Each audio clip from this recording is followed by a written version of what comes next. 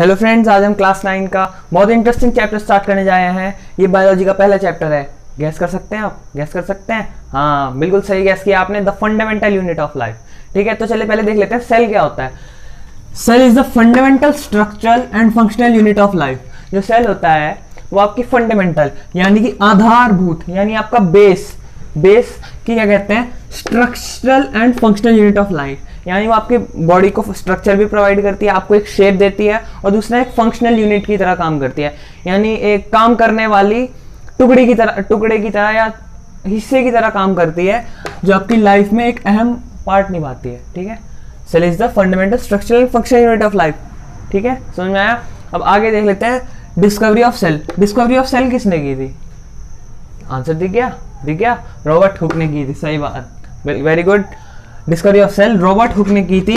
कौन सी ईयर में? 1665 में। कौन सी ईयर में की थी? 1665 में की थी। ये याद कर लेना अच्छे से, क्योंकि ये पेपर में जरूर आता है एमसीक्यूज की फॉर्म में, 1-2 मार्क्स का, जो बहुत कभी कभार काम आ जाते हैं आपका ग्रेड चेंज करने में। ठीक है, फिर आगे देख लेते हैं। जब ये रिसर्च कर रहे थे तो इन्होंने रिसर्च के लिए क्या ली? एक जो bark of a thin piece of bark, thin piece of bark,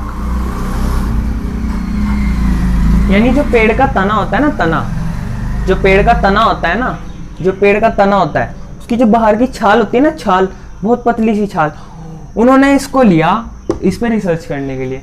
किसके थ्रू किया था? ये भी ध्यान लेना, किसके थ्रू किया था? उन्होंने कोई मॉडर्न माइक्रोस्कोप नहीं यूज की थी, उन्होंने प्रिमिटिव माइक्रोस्कोप यूज की थी। किसके थ्रू? प्रिमिटिव माइक्रोस्कोप के थ्रू।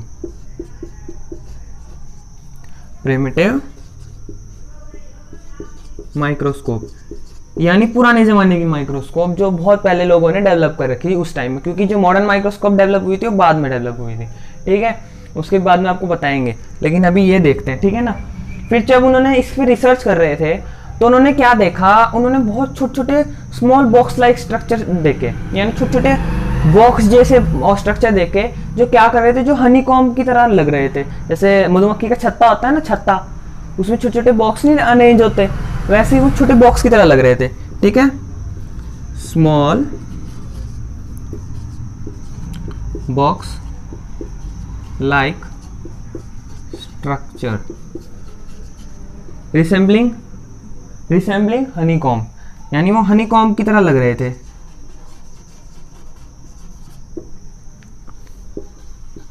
ठीक है, हनीकॉम्ब को रिसेंबल कर रहे थे। दिखा देता हूं मैं कैसे लगते हैं। जैसे ये हो गया आपका, ठीक है ना, ये हो गया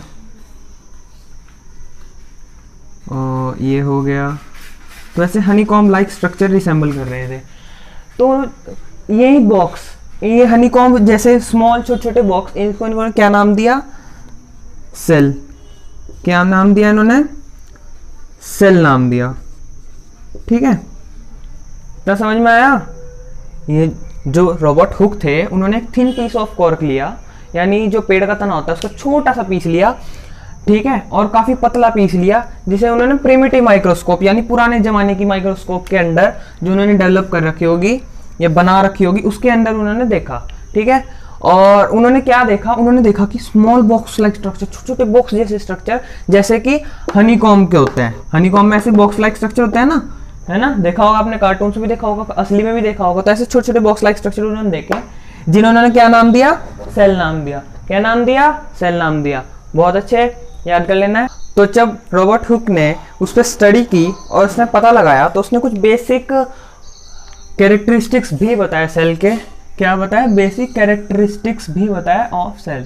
ठीक है, तो उसने बताया they have ability to replicate independently, यानी उनके पास ये एबिलिटी है, ये उनके पास खासियत है कि वो अपने आप ही बढ़ सकें। रेप्लिकेट का मतलब बढ़ सकें, यानी 1 से 2 बन सकें, 2 से 4 बन सकें। तो इंडिपेंडेंट, और इंडिपेंडेंटली का मतलब बिना किसी के जोर के, फ्री फॉर्म। ठीक है, यानी अपने आप ही उनके पास ऐसी एबिलिटी होती है कि वो रेप्लिकेट कर सकें, डुप्लीकेट कर सकें, मल्टीप्लाई हो सकें। 1 से 4 बन गए, 4 से 2, ठीक है, 4 से 2 और बन गए। ठीक है, फिर 8, फिर 9, फिर 10, ऐसे धीरे धीरे बनते चले गए। तो ये उनके पास एबिलिटी होती है, ठीक है। और तो उसने ये भी बताया कि उसने कि वो कुछ हेरिडिटी इंफॉर्मेशन भी रखते हैं, कंटेन हेरिडिटी इंफॉर्मेशन।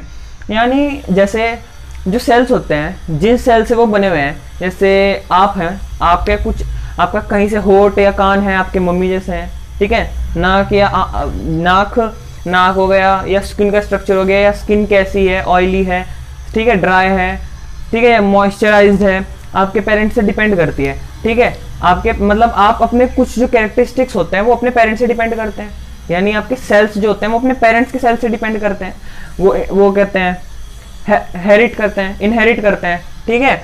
वैसे ही जो हर तरह के सेल होते हैं, जिन भी सेल से वो हेरिडिटी इन्फॉर्मेशन रखते हैं, यानी जिन भी सेल से वो इनहेरिट होते हैं, जिन भी सेल से वो बनते हैं, वो उनके कुछ हेरिडिटी इन्फॉर्मेशन जरूर रखते हैं, ठीक है। आगे उसने देखा कि ये जो सेल्स होते हैं, ये all the life sustaining activities on their own, यानी इसका क्या मतलब हुआ कि ये जो सेल्स होते हैं, ये जो भी लाइफ सस्टेनिंग एक्टिविटीज, यानी इन्हें जिंदा रहने के लिए जो भी उन्हें एक्टिविटीज करनी होती है, जैसे खाना लेना, उसे एनर्जी में कन्वर्ट करना, ठीक है ना, वेस्ट मटेरियल हो गया उसे निकाल देना, ये जितनी भी उन्हें एक्टिविटीज होती हैं वो ये खुद ही कर सकते हैं, इन्हें किसी की ज़रूरत नहीं है। इनमें ऐसा तो है नहीं कि जैसे आपकी मम्मी करती थी, ले बेटा खाना खा, आप खाना नहीं खाते थे, आपको चम्मच दिया, ले बेटा खा, लेकिन इनमें ऐसा नहीं होता। ये सारा कुछ काम जो भी इन्हें लाइफ में सस्टेन करने के लिए, यानी इन्हें जिंदा रहने के लिए जरूरी होता है, वो ये अपने आप कर सकते हैं वो सारी एक्टिविटीज़, ठीक है। अगला पॉइंट जो उसने देखा वो बहुत ही अच्छा पॉइंट है और थोड़ा हार्ड सा भी है, ठीक है ना। Show similar chemical and metabolism activities, यानी जो उनकी केमिकल कंपोजिशन होती है ना हर सेल में, वो कुछ सिमिलर होती है। जैसे आपकी किडनी के सेल्स है ना, उनके जो एक सेल होगा उससे बने हुए जो नए सेल दो होंगे, ठीक है ना, उनमें जो केमिकल एक्टिविटीज होगी या केमिकल कंपोजिशन होगा, यानी केमिकल जैसे अलग अलग केमिकल, फॉर एग्जाम्पल, ये जरूरी नहीं है यही होता है, जैसे एग्जाम्पल हो गया सोडियम,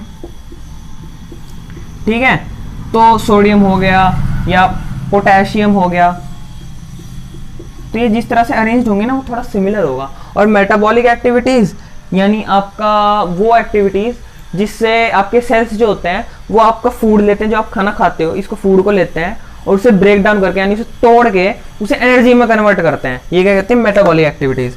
तो वो क्या कहते हैं, जो सेल्स होते हैं वो काफ़ी सारे क्या कहते हैं, सिमिलर केमिकल कॉम्पोजिशन और मेटाबॉलिक एक्टिविटीज दिखाते हैं, ठीक है। यानी उनका केमिकल जो कॉम्पोजिशन होता है, जो केमिकल उनमें होते हैं, सीक्रेट जूसेस वगैरह हैं, वो भी थोड़े सेम रहते हैं, ठीक है। जैसे प्रोटोप्लाज्म हो गया, साइटोप्लाज्म हो गया, जिनके बारे में हम आगे आने वाले टॉपिक में बात करेंगे। और मेटाबॉलिक एक्टिविटीज यानी फूड को एनर्जी में कैसे कन्वर्ट करते हैं, वो भी उनकी सिमिलर होती है, ठीक है।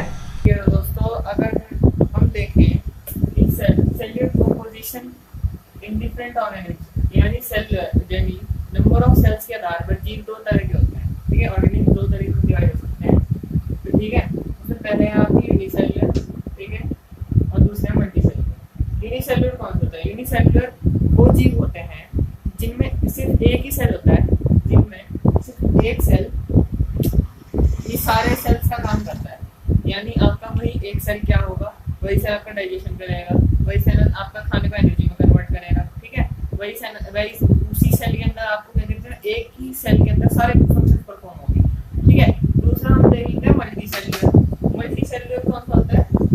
जिसमें लार्ज नंबर ऑफ सेल्स होते हैं कैरी आउट डिफरेंट फंक्शंस, यानी इसमें ये जो मल्टी सेल्युलर ऑर्गेनिज्म होते हैं, इनमें लार्ज नंबर में, बहुत ज्यादा मात्रा में अलग अलग सेल्स होते हैं, ठीक है, जो अलग अलग सेल्स अलग अलग काम करते हैं, ठीक है। जैसे हम हो गए, हम भी मल्टी सेल्युलर ऑर्गेनिज्म में आते हैं, तो हमारी जैसे किडनी हो गई, किडनी के जो सेल्स हैं वो आपके बॉडी पे पानी या लिक्विड फिल्टर करने का काम करते हैं, ठीक है। लीवर हो गया, वो खाने को डाइजेस्ट करने का काम करते हैं, ठीक है। तो अलग अलग सेल्स होते हैं और अलग अलग काम करते हैं और बहुत ज्यादा लार्ज नंबर में होते हैं, बहुत ज्यादा मात्रा में होते हैं, ठीक है। और यूनिसेल्युलर में सिंगल सेल होता है, ठीक है, कैरी आउट डिफरेंट फंक्शंस, और वही क्या कहते हैं, एक ही सिंगल सेल ही बहुत सारे काम करेगा, ठीक है। और यूनिसेल्युलर के एग्जांपल्स कुछ ऐसे हैं जैसे अमीबा, पैरामीशियम एक्सेट्रा। एक सिंगल सेल होता है, इनमें एक ही सेल के अंदर सारा काम होता है, खाता भी है वो, डाइजेस्ट भी करता है और सब कुछ कोई एक ही सेल करता है, ठीक है। ये आपने पढ़ा भी होगा क्लास 8 में। और मल्टीसेलुलर के एग्जांपल्स हो गए हम ह्यूमन बींग्स, खुद हम हो गए, एनिमल्स हो गए आपके, प्लांट्स हो गए, ठीक है ना। अगला हम टॉपिक देख लेते हैं माइक्रोस्कोप, ठीक है। तो कई बच्चों को माइक्रोस्कोप पता होगी, लेकिन कुछ बच्चे ऐसे भी होंगे जिन्हें माइक्रोस्कोप नहीं पता होगा, जो सोच रहे होंगे कि बार बार माइक्रोस्कोप की बात कर रहे हैं।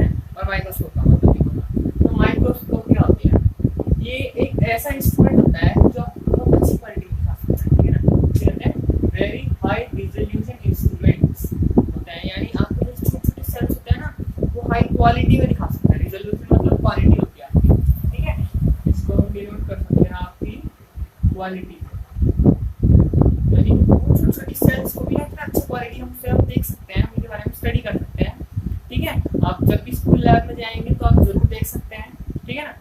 आगे हम देख लेते हैं used for observing the very fine details of minute objects. ये माइन्यूट है, माइन्यूट मिनट नहीं है, माइन्यूट का मतलब वेरी स्मॉल, वेरी स्मॉल जो हम आंखों से नहीं देख सकते, ठीक है ना। तो जो ये होता है माइक्रोस्कोप, ये कहती है ऑब्जर्व करने के लिए बहुत छोटी छोटी डिटेल्स, जैसे सेल्स होते हैं। आप सेल्स को आप नेक्ड आई से नहीं देख सकते, नंगी आंखों से तो नहीं देख सकते, ठीक है। लेकिन अगर आप अपने सेल्स को माइक्रोस्कोप के अंदर देखेंगे तो आप देख पाएंगे उसकी छोटी छोटी डिटेल्स देख पाएंगे, वो स्ट्रक्चर कैसे हुए हैं, जुड़े कैसे हुए हैं, उनके अंदर साइटोप्लाज्म कैसे भरा हुआ है, ठीक है। जैसे कि सेल्स की बात कर लिए कि हम सेल्स को देख सकते हैं, माइन्यूट पार्टिकल्स, छोटे छोटे पार्टिकल्स को देख सकते हैं सेल्स के, ठीक है। आगे हम देख लेते हैं size of small cell can be magnified up to 300 to 50 times, यानी जो स्मॉल सेल्स होते हैं, जो छोटे छोटे सेल्स होते हैं जो हम नहीं देख सकते, मैंने अभी बात करी, उसका जो साइज होता है, उसका जो साइज होता है वो हम 300 से 1500 टाइम्स को मैग्नीफाई करके देख सकते हैं। यानी अभी हम सेल को नहीं देख पा रहे, लेकिन कम से कम उसका अगर माइक्रोस्कोप के अंदर रखेंगे तो हम 300 से 1500 गुना ज्यादा पावर के साथ मैग्नीफाई करके हम देख सकते हैं, ठीक है ना। अगर आप लैब में जाएंगे तो जरूर देखना, बहुत अच्छा लगता है, इंटरेस्टिंग लगता है काफी देखने में, और आपको काफी नया सीखने को मिलता है, ठीक है। अब आगे हम देखते हैं microscope often used in schools is compound microscope, यानी कई बार जो आपके स्कूल में आप माइक्रोस्कोप यूज करते हैं, जिसमें आपने देखा होगा, मैं पिक्चर भी डिस्प्ले कर दूंगा, स्क्रीन पे डिस्प्ले हो रही होगी, उसमें आप नीचे देखते हैं एक लेंस होता है ना, और क्या कहते हैं ऊपर आप उसमें आंख में लगा के देखते हैं, वो क्या कहते हैं, उसे कंपाउंड माइक्रोस्कोप कहते हैं, क्या कहते हैं, कंपाउंड माइक्रोस्कोप। ये आपके स्कूल में यूज होती है और बेसिकली ये आपको कई बार देखने को आराम से मिल जाती है। लेकिन ठीक है, अगला पॉइंट हम देख लेते हैं, और दूसरी टाइप की जो माइक्रोस्कोप होती है वो है इलेक्ट्रॉनिक या फिर electron microscope. This is used to observe complex structures of cells. जब भी आप ब्लड टेस्ट करवाने जाते हैं, ठीक है, या फिर और कोई टेस्ट कराने जाते हैं, तो आपको ब्लड का सैंपल लेते हैं, तो वो क्या करते हैं, वो उसमें इलेक्ट्रॉनिक कह सकते हैं या इलेक्ट्रॉन माइक्रोस्कोप शॉर्ट में यूज कह सकते हैं, उसको यूज करते हैं ताकि आपके जो सेल्स होते हैं उसकी छोटी छोटी डिटेल्स देखने को, क्योंकि जो आपकी कंपाउंड माइक्रोस्कोप होती है वो आपको इतना छोटा छोटा नहीं दिखा सकती सेल्स को, ठीक है, वो उसकी कंप्लीट बहुत बारीक बारीक डिटेल्स नहीं दिखा सकती। लेकिन जो इलेक्ट्रॉनिक माइक्रोस्कोप होती है, इलेक्ट्रॉन माइक्रोस्कोप होती है, आपको उससे भी ज़्यादा छोटा, यानी इससे 300 to 300 टाइम्स से भी ज़्यादा छोटा, यानी कम से कम 2500 to 3000 टाइम्स छोटा दिखा सकती है, जिससे वो अच्छे से आपकी डिटेल्स देख सकते हैं, ठीक है। तो अगला हम टॉपिक हम देख लेते हैं, जैसे शेप ऑफ सेल्स। तो जैसा कि आप सब जानते होंगे कि एक कोई भी, या फिर नहीं जानते हो कोई नहीं, हमें बता देते हैं कि हर सेल एक शेप का तो नहीं होता, हर सेल की अलग अलग शेप होती है, यहाँ तक कि उसका साइज भी अलग अलग होता है, ठीक है। तो पहले शेप देख लेते हैं, क्या कहते हैं, कुछ में फिक्स्ड शेप होती है, ठीक है, कुछ सेल्स कैसे होते हैं, अगर जैसे वो सर्कल है तो सर्कल ही होंगे, जैसे अगर ज्यादातर प्लांट्स या एनिमल्स में देखने को मिल जाता है, अगर कुछ सेल्स आपके सर्कल है तो वो हर उसके आप चाहे और भी सेल्स देखोगे तो आपको सर्कल में ही मिलेंगे, ठीक है। और कुछ में होता है some keep changing their shape, some have fixed shape, ठीक है, मोस्ट प्लांट एंड एनिमल्स की तरह, और कुछ होते हैं जो अपनी शेप चेंज होते रहते हैं, लाइक डब्ल्यूबीसी और एमीबा। जैसे कि अपने अमीबा आपकी एक क्लास में देखा होगा और पढ़ा भी होगा कि अमीबा कभी तो ऐसी शेप में होता है, जब वो फूड एनगल्फ करने करता है, यानी उसे फूड को पकड़ना चाहता है और उसे अपने अंदर डाइजेस्ट करने के लिए, खाने के लिए उसके पास जाता है, तो अपना एक सूडोपोडिया यानी इसके थ्रू वो मूवमेंट करता है, उसको फैला देता है, उसका एक गोल सा स्ट्रक्चर बना देता है। आपने देखा होगा जैसे वो यूं करता है और यूं पकड़ के वो स्ट्रक्चर बना लेता है, वो अपनी शेप चेंज कर लेता है ना। तो उनकी फिक्स शेप नहीं होती, ऐसे ही हमारे जो वाइट ब्लड सेल्स होते हैं कुछ तरह के, उनकी भी एक फिक्स शेप नहीं होती, वो अपनी शेप चेंज करते रहते हैं, ठीक है। एंटीबॉडीज जो हमें बचाती हैं वो वाइट ब्लड सेल से ही बनती हैं, ठीक है। आगे हम देख लेते हैं फिक्स शेप सेल्स कौन कौन से होते हैं, या फिर कैसे किस किस टाइप के हमारी बॉडी में पाए जाते हैं, ठीक है। हमारी बॉडी में फिक्स शेप सेल्स एक तो होते हैं एलिप्टिकल साइज में, एलिप्टिकल मतलब ओवल, आप कहते हैं ना ओवल, जिसे वो एलिप्टिकल होता है, ओवल इस शेप में, एलिप्टिकल शेप में, ठीक है। ये फैट सेल को डिनोट करता है। जहाँ आपकी बॉडी में फैट्स होते हैं, हम कहते हैं ना कि ये फैट खा खा के, देखो घी हम खाते हैं, ऑयल हम कहते हैं, उसको कहते हैं फैट्स हैं इसमें बहुत सारे, है ना। तो जो फैट के सेल्स होते हैं ना हमारे बॉडी में, जो टमी में यहाँ भी हो जाते हैं, पेट में आपके यहाँ जमा हो जाते हैं, आप मोटे हो जाते हो, ठीक है। तो एस शेप में होते हैं ज्यादातर, वो आप किसमें होते हैं, एलिप्टिकल शेप में होते हैं, ठीक है, ओवल शेप में होते हैं। आगे हैं हमारे स्फेरिकल भी होते हैं इसमें, स्फेरिकल भी होते हैं, स्फेरिकल। इसका एग्जांपल हम ओम ले सकते हैं, यानी जिस से जब बच्चे का जन्म होता है तो उसका सबसे पहला स्टेज होता है वो ओवम होता है, ठीक है ना। वो ओवम सेल से जनरेट होता है। आपने पढ़ा होगा एक क्लास में कि एक बच्चे जब बनता है तो पहले वो मेल और क्या कहते हैं फीमेल गैमेट का फ्यूजन होता है, ठीक है, और फिर वो जाइगोट बनता है, जाइगोट बन के वो ओवम होता है। जब वो उसके बाद वो मल्टीप्लाई होना स्टार्ट होता है, जिससे उसके डिफरेंट बॉडी पार्ट बनते हैं, ठीक है। तो ये किस शेप में होता है, स्फेरिकल शेप में होता है, यानी कि यू गोल, मतलब सर्कल ही हम इसे कहेंगे, जैसे बॉल होती है आपकी क्रिकेट बॉल, बैट बॉल वाली बॉल होती है ना, ठीक है, उस शेप में होता है, ठीक है। स्फेरिकल, उसे हम स्फेरिकल शेप कहते हैं, स्फेरिकल शेप में होता है। अगला हम देख लेते हैं spindle shaped cells. Spindle shaped किसको कहते हैं, ठीक है, स्पिंडल शेप, ठीक है। स्पिंडल शेप जो होते हैं ऐसे, ऐसी शेप में होता है, पत्ती की तरह।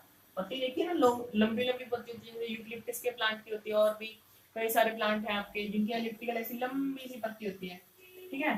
तो जो मसल सेल होता है ना, ये मसल्स होती हैं, कहते हैं ना बॉडी बना रहा है ये मसल्स, है ना, वो मसल्स ये मसल सेल्स होते हैं, वो जो आपको बॉडी मूवमेंट में हेल्प करती है, वो ये वाली मसल सेल्स होते हैं। उनकी ऐसी स्पिंडल शेप, यानी पत्ती की तरह उनका आकार होता है, ठीक है बच्चों। अगला है आपका नोबल्ड थ्रेड। नोबल्ड थ्रेड मतलब एक पतली सी, यानी आपकी पतली सी धागे की तरह।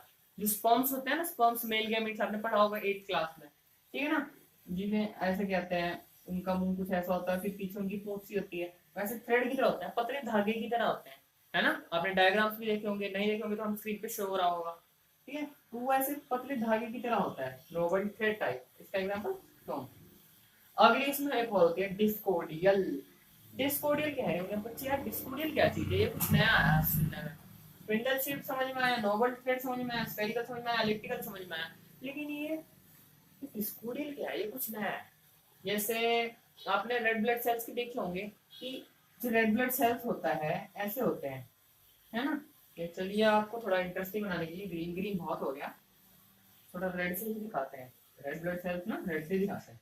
जैसे आपका ओवल शेप हो गया ना, मतलब सॉरी स्फेरिकल, स्फेरिकल जैसे हमने बताया बॉल की तरह। अगर आप बॉल लोगे, वो जो दबाने वाली येलो बॉल आती है, अगर उसे लोगे और उसे दबा दोगे अंदर से, ठीक है, शेप उसकी स्फेयर की तरह होगी, लेकिन वो अंदर से दबने के बाद यहाँ से आपने देखा होगा वो ऐसा होता है, अंदर से जो रेड ब्लड सेल्स होता है वो दबा होता है, यहाँ से उठा हुआ होता है साइड साइड से, लेकिन अंदर की साइड दबा हुआ होता है ना, है ना। आप क्या कहते हैं, डो लो, व्हीट लो, आटा लो गूंदा हुआ, उसे लो, उसको एक क्या कहते हैं प्लेट की तरह बनाओ और बीच बीच में से दबा दो, तो वो जो आपको शेप मिलेगी वो डिस्कोडियल मिलेगी। वो आपका रेड ब्लड सेल होता है, ठीक है, लाल रक्त कोशिकाएं, ठीक है, रेड ब्लड सेल्स, ठीक है। आगे आपके आगे इलोंगेटेड सेल्स। इलोंगेटेड मतलब लंबे। ये तो आपको कई बच्चों को पता होगा, सब बेसिक है। इलोंगेटेड आपने पढ़ चुके हो, आप 7th 8th में आपको पढ़ाया गया है। नर्व सेल्स के बारे में आपने शायद ना भी पढ़ा, कोई बात नहीं, अभी हम बता देते हैं। जैसे नर्व सेल्स होता है ना आपका, देखिए नर्व सेल आपका ऐसे होता है, ऐसे होता है, ऐसे होता है, ऐसे होता है, ऐसे होता है। सॉरी मेरी ड्राइंग थोड़ी अच्छी नहीं है। फिर उसमें यूं होते हैं, फिर यूं होते हैं, यूं होते हैं, ठीक है ना। फिर उसके नीचे एक्शन होता है यहाँ पे, उसकी आपको पिक्चर भी वो हो रही होगी, डिस्प्ले पे दिख रही होगी। तो ये जो आपका नर्व सेल्स होता है ना, ये इलोंगेटेड होता है, यानी जैसे इलास्टिक कहते हैं ना, इलास्टिक लंबी होती है, इलोंगेटेड स्ट्रेच्ड होती है, वैसे ये जो होता है इलोंगेटेड होता है, यानी ये लंबा होता है साइड में, ठीक है ना। इलोंगेटेड मतलब लंबा, ठीक है। तो आगे हम देख लेते हैं साइज ऑफ सेल्स। हर हर जरूरी नहीं है कि हर सेल का साइज एक सा हो, कहीं का डिफरेंट होगा, कहीं का सेम होगा, ठीक है। जैसा हमारा पहला पॉइंट है, साइज ऑफ सेल्स वेरीज, यानी हर सेल का साइज वेरी करता है, डिफरेंट करता है, या क्या कहते हैं अलग अलग होता है, ठीक है ना। बेसिक सिंपल सी बात है, हर तरह के सेल का साइज अलग अलग होता है। अगर कुछ एक जैसे सेल्स हैं तो कई बार उनका सेम भी होता है साइज, कई बार उनमें ही अलग अलग साइज के सेल्स होते हैं, ठीक है ना। तो वो क्या करता है, वेरीज करता है, यानी वो निर्भर करता है अलग अलग, ठीक है। स्मॉलेस्ट सेल ऑफ माइक्रोप्लाज्म, ठीक है, smallest cell of microplasm to very large egg cells of ostrich 80 centimetre. यानी देखिए सेल्स में भी सबसे जो छोटा साइज का सेल होता है ना, सबसे छोटा साइज का जरूर आता है, और ये कई बार आपके वन वेरी शॉर्ट आंसर में आ जाता है, ठीक है, या वन वर्ड आंसर में, या फिर कई बार आपके एमसीक्यूज में आ जाता है। सबसे छोटा सेल, ठीक है, जो होता है वो माइक्रोप्लाज्म का होता है 0.1 टू 0.5 नैनोमीटर्स का। ये जो आपका सिंबल होता है ये आपका नैनोमीटर्स का होता है, ठीक है ना, नैनोमीटर्स यानी छोटी छोटी उनके लिए जो मीटर्स होता है वो नैनोमीटर्स के लिए देखने के लिए होता है, ठीक है। और जो वेरी लार्ज सेल्स होता है यानी सबका सबसे लार्जेस्ट सेल है, देखिए आप सब जानते हैं, जैसे हमने जाना था कि जो वो जाइगोट होता है या फिर ओवम जो होता है वो भी एक सेल ही होता है, ठीक है। वैसे ही जो सबसे बड़ा सेल होता है, अंडा जो होता है सबसे बड़ा, जिससे एक ऑर्गेनिज्म का जन्म होता है, वो है ऑस्ट्रिच का, जो 18 सेंटीमीटर मतलब 80 सेंटीमीटर रेडियस है उसका, ठीक है। सबसे बड़ा सेल जो होता है वो 18 सेंटीमीटर का है ऑस्ट्रिच का, ठीक है। तो इसका पॉइंट मतलब है इसका कि साइज ऑफ सेल्स क्या करता है, स्मॉलेस्ट सेल ऑफ माइक्रोप्लाज्म यानी 0.1 से 0.5 नैनोमीटर तक के स्मॉलेस्ट माइक्रोप्लाज्म सेल से कहते हैं very large egg cells of 18 centimetre तक के साइज के ऑस्ट्रिच के वो क्या कहते हैं एग सेल तक के अलग अलग साइज डिफर करता है, ठीक है। हर सेल का साइज डिफर करता है, जो हम पहले डिस्कस कर चुके हैं, ठीक है। आगे है longest cell of human body, ये मैं सोचा जरूरी बता देता हूँ। हमारी जो बॉडी होती है, हमारी बॉडी में भी अलग, आप सब जानते हैं, अलग अलग सेल्स होते हैं, ठीक है। अब उसमें एक कभी बार पूछ लिया जाता है कि सबसे लॉन्गेस्ट सेल कौन सा, ठीक है ना। हमारी बॉडी में सबसे लॉन्गेस्ट सेल कौन सा, यानी सबसे लंबा सेल कौन सा है, जो हमने अभी इससे थोड़ी पहले डिस्कस किया था वो शेप्स ऑफ सेल्स में, कि वो जो नर्व सेल होता है हमारा इलांगेटेड होता है। तो हमारी बॉडी में जो लॉन्गेस्ट सेल होता है ना ह्यूमन बॉडी में, वो भी नर्व सेल ही होता है, ठीक है। कौन सा होता है, नर्व सेल होता है, ठीक है। आगे फंक्शंस ऑफ सेल, अब क्या कहते हैं, अब डिफरेंट सेल्स हैं, उनके शेप्स अलग हैं, साइज अलग है, तो उनके फंक्शंस भी अलग होंगे, है ना। फंक्शंस भी उनमें जरूरी होते हैं अलग अलग होना, कि हर सेल एक तरह का काम तो नहीं कर सकता ना हमारे में। जैसे मल्टी सेलुलर है हमारा, जरूरी थोड़ी है कि किडनी सेल है यही फिल्टर कर रहा है, यही हमारा ब्लड पंप कर रहा है पूरी बॉडी में, यही हमारे दिमाग का काम कर रहा है, नहीं करता ना, सब अलग अलग करते हैं, ठीक है। ऐसे ही shape and size are related to specific function they perform. जो सेल्स का शेप होता है और साइज होता है, ठीक है, वो अलग अलग होता है। वो किस पे निर्भर होता है, एक तो क्या कहते हैं उनका जो स्पेसिफिक फंक्शन होता है, उनका जो काम होता है उस पर निर्भर करता है। जैसे जो हमारा हार्ट शेप्ड सेल है उसका ऐसे होती है, ठीक है ना, रूटेड मसल्स होती हैं, ऐसे होती हैं, ऐसे होता है, ये क्योंकि क्यों होता है, ये न्यूक्लियस हो गया आपका, वो इसलिए होता है क्योंकि उसका काम ब्लड पंप करना है।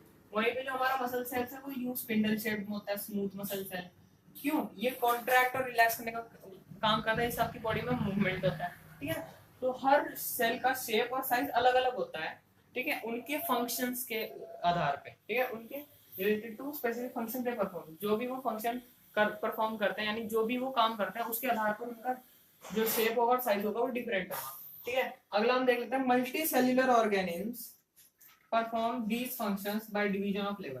अब जैसे हम हो गए, ठीक है, हम सब आप हो गए, ह्यूमन बींग्स हो गए, एनिमल्स हो गए, प्लांट्स हो गए, तो सब में जो हम सब मल्टी सेल्युलर ऑर्गेनिम्स हो गए, ये तो सबको पता है, हमने डिस्कस कर चुके हैं, है ना।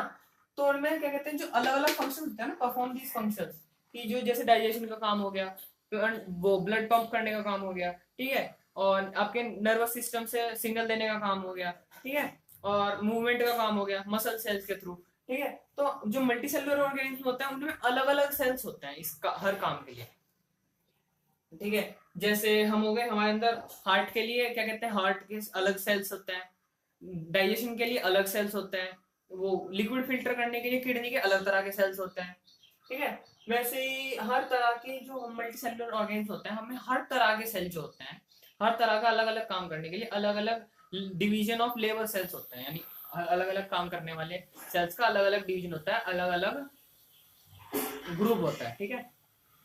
वो भी हम आने वाले चैप्टर्स पढ़ेंगे, इनके बारे में संक्षेप में पढ़ेंगे अच्छे से बारीकी से। अब हम आगे देख सकते हैं division of cell is also seen within unicellular organism, पर जरूरी थोड़ी है कि सिर्फ मल्टी सेलुलर ऑर्गेनिज्म में डिवीजन ऑफ सेल्स का, यूनिसेलुलर ऑर्गेनिज्म में भी तो होते हैं भाई, वो भी तो करते हैं। यूनिसेलुलर ऑर्गेनिज्म जैसे अमीबा हो गया हमारा, ये हमारा अमीबा हो गया, ठीक है, हमारा पैरामीशियम हो गया, क्या पढ़ा होगा इसके बारे में 8th में, भला ये यूनिसेलुलर काम है, लेकिन इस यूनिसेलुलर ऑर्गेनिज्म है, लेकिन इसके अंदर अभी तो अलग अलग डिवीजन होंगे, आपने 8th क्लास में पढ़ा होगा इसके बारे में कि अलग अलग डिफरेंट ऑर्गेनिज्म प्रेजेंट होते हैं, ठीक है। क्यों प्रेजेंट होते हैं वो? इसलिए थोड़ी होता है कि ऐसे ही बस दिखाने के लिए, शो करने के लिए, ज्वेलरी थोड़ी है। वो इसलिए होता है कि उनका भी अलग अलग काम होता है, ठीक है ना, वो अलग अलग काम परफॉर्म करते हैं। हमें तो अलग अलग सेल्स होते हैं, लेकिन उनमें वो भले ही सिंगल सेल है, लेकिन उनके अंदर अंदर डिफरेंट ऑर्गेनिल्स होते हैं, छोटे छोटे पार्ट्स होते हैं, जिन्हें हम क्या कहते हैं, सेल ऑर्गेनिल्स भी कहते हैं, ठीक है। यूनिसेलुलर ऑर्गेनिज्म में अलग अलग जो यूनिसेलुलर ऑर्गेनिज्म होते हैं, यानी सिंगल सेल्ड ऑर्गेनिज्म होते हैं, उनके अंदर डिफरेंट छोटे छोटे पार्ट्स होते हैं जो अलग अलग काम करते हैं, उन्हें कहते हैं सेल ऑर्गेनिल्स, यानी सेल की ऑर्गेनिल्स, यानी सेल के अंदर जो सब्सटेंस प्रेजेंट होते हैं जो अलग अलग काम करते हैं, सेल ऑर्गेनिल्स कहते हैं, ठीक है। तो यहाँ तक तो आपका फंक्शन ऑफ सेल हो गया। अब हम आपका एक पॉइंट लास्ट रहता है, इसके बाद आपका 1/3 सिलेबस बायो का कंप्लीट हो जाएगा इस चैप्टर का, है ना। फोर्थ पॉइंट है फंक्शंस ऑफ सेल में, मतलब सॉरी 5 पॉइंट्स है, लास्ट के 2 पॉइंट हैं। एक होता है सेल ऑर्गेनिल्स होते हैं, cell organelles along with protoplasm constitute basic unit of life called cell, यानी जो सेल ऑर्गेनिल्स होते हैं, जो हमने अभी भी बात करी, क्या होता है, एक सेल के अंदर जो छोटे छोटे पार्ट्स होते हैं अलग अलग काम करने के लिए, चाहे वो हमारे अंदर हो चाहे यूनिसेलुलर ऑर्गेनिज्म के अंदर हो, ठीक है, होते हमारे सेल्स के अंदर भी है, ठीक है। सेल्स के अंदर भी तो अलग अलग काम होते हैं ना, सेल्स को भी तो अलग अलग काम करने होते हैं, अपना वेस्ट मटेरियल मैनेज करना होता है, रेस्पिरेशन करना होता है, ठीक है। तो cell organism along with protoplasm constitute basic unit of life called cell.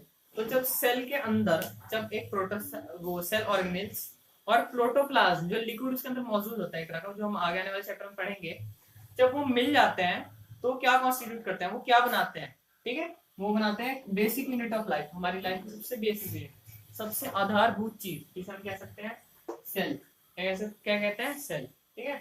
अगला हम पॉइंट देखते हैं, each kind of cell organelles perform different specific functions, हर तरह की सेल ऑर्गेनिल, ठीक है, each kind of cell organelle perform different specific functions, यानी हर तरह की जो सेल ऑर्गेनिल्स हमारे सेल में प्रेजेंट होती है, या यूनिसेलुलर ऑर्गेनिल्स के सेल से प्रेजेंट होती है, या हमारे मल्टीसेलुलर ऑर्गेनिल्स के सेल में प्रेजेंट होती है, हर तरह की सेल ऑर्गेनिल्स, हर तरह की सेल ऑर्गेनिल्स, ध्यान से सुनना, हर तरह की सेल ऑर्गेनिल्स अलग अलग फंक्शंस परफॉर्म करती है हमारे बॉडी के अंदर। अलग अलग हमारे बॉडी के अंदर जो सेल्स होते हैं, उन सेल्स के अंदर जो ऑर्गेनिल्स होती हैं, अलग अलग ऑर्गेनिल्स हर तरह का अलग अलग फंक्शन परफॉर्म करती है, ठीक है। कुछ न्यूट्रिशन का काम करते हैं, कुछ उसे क्या कहते हैं, उसका खाना वगैरह क्या कहते हैं लेने का काम करती हैं, ठीक है ना। कुछ डाइजेशन का काम करती हैं, जो उसने खाना लिया कहते हैं उसको डाइजेशन को लेने का काम करती है। कुछ रेस्पिरेशन का काम करती हैं, यानी एनर्जी ट्रांसफॉर्मेशन, ठीक है ना, जो खाना उसने लिया उसको कैसे ब्रेक डाउन करके कैसे एनर्जी में कन्वर्ट करना है, कुछ उसका काम करते हैं। और कुछ क्या कहते हैं, क्लियरिंग वेस्ट मटेरियल, कुछ हमारी बॉडी के सेल्स में से जैसे हमने खाना खाया, अब उसमें एनर्जी तो निकल गई, लेकिन उसका वेस्ट मटेरियल तो बचता है ना, उस वेस्ट मटेरियल को सेल से बाहर निकालने का, अलग करने का काम करती है, ठीक है, ऑर्गेनिज्म। और एक बात और बता देता हूँ जाते जाते आपको, लास्ट पॉइंट, ठीक है, माइटोकॉन्ड्रिया, ये भी बेसिकली माइटोकॉन्ड्रिया जो ये ऑर्गेनिल होती है हमारे सेल की, ये हमारी बॉडी में एनर्जी देने का काम करती है, ठीक है। इसके बारे में भी हम आगे आने वाले चैप्टर में अच्छे से पढ़ेंगे, ठीक है। ये क्या करती है, ये आपकी बॉडी में एनर्जी बनाने का काम करती है। आपके जो सेल होते हैं, आपके सेल्स के अंदर बॉडी बनाने आपके सेल्स के अंदर एनर्जी बनाने का काम करता है। कौन सा ऑर्गेनिल, सेल ऑर्गेनिल, माइटोकॉन्ड्रिया, ठीक है। तो अभी हमारा 1/3 चैप्टर खत्म हो चुका है, तो हम जल्दी मिलेंगे अगली वीडियो के साथ। धन्यवाद।